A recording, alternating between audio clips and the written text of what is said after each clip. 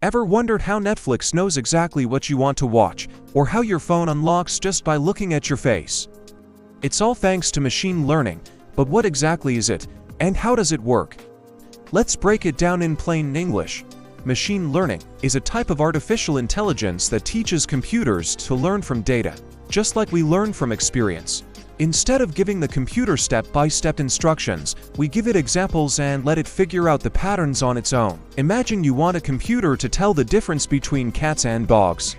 Instead of coding things like if it has whiskers, then it's a cat, you feed it thousands of pictures labeled cat or dog.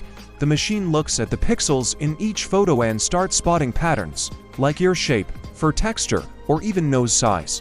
This process is called training, and the result, a model, a kind of digital brain that can now look at a new, unseen photo and guess if it's a cat or a dog, and if it's trained well, it'll guess right most of the time. But here's where it gets more interesting. There are different types of machine learning. Supervised learning. You give the computer both the input and the correct answer, like images with labels. Unsupervised learning.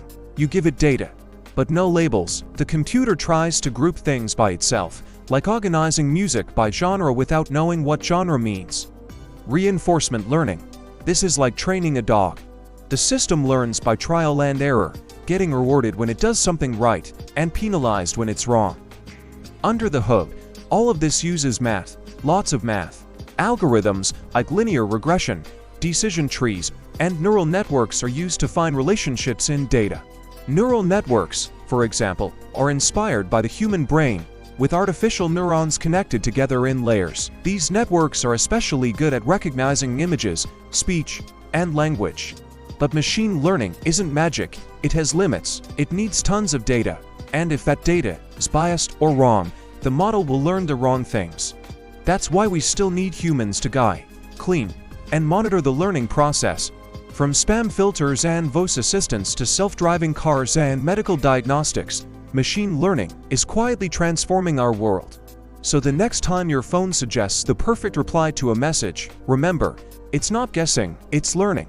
And if you want to dive deeper into how neural networks mimic your brain or how machines train themselves to beat humans at chess, stay tuned for more. Don't forget to hit that subscribe button because here at Knowledge Hub, we don't just learn, we understand.